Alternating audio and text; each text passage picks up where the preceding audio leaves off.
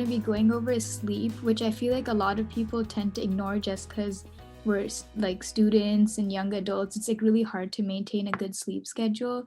So if you look on the next slide, you can also see the relationship between sleep duration and obesity.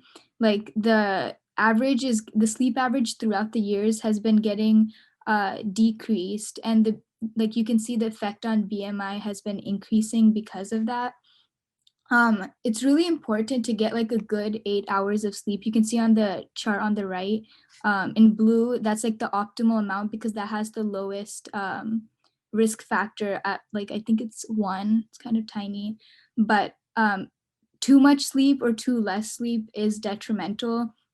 And like like I know it's easier said than done, but like napping is also not like a good substitute. Like if you get a good 8 hours of sleep, just because there have been studies that have shown that anything more than a 60-minute nap increases risk of death, and less than 15, I think it was like less than 15 minutes is like 19% more of a risk factor, and then anything over an hour is 34% higher.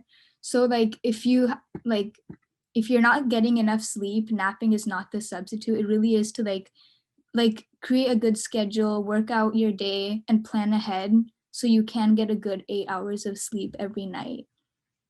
And in the next slide, you can see ways we can develop these better sleeping habits. So it's recommended 7 to 8 hours, as that's where it's like decreasing the risk factor, as we saw in the previous slide. It's really important to avoid, sorry, blue light. A lot of people now have been getting like blue light glasses because, especially like over quarantine and online classes, we're seeing a screen all the time. So it's really important to like try to avoid as much screen time at night as possible because it does affect with the brain activity, and affects melatonin as well. And developing a sleep routine, avoiding caffeine. Caffeine is a stimulant, so it's going to increase. Shreyas talked about cortisol earlier. Caffeine also increases brain activity, the nervous system, adrenaline, cortisol, and that's all like you want to be calm at night. That's why, like, as we talked about in the meditation section, it's really important to like not use your phone like a good 30 minutes to an hour before sleeping. Just calming your body, nothing to increase body activity, and developing a sleep hygiene. So there's like 7 steps here. You can stick to a sleep schedule, pay attention to what you're eating and drinking. There's many apps now that you can download and keep track of everything.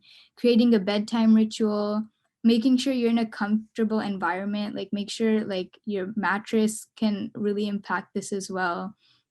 Limiting daytime naps, as I talked about. Include physical activity, as we talked about, like going on walks or runs, some type of activity to increase your heart rate, and just managing stress as much as possible.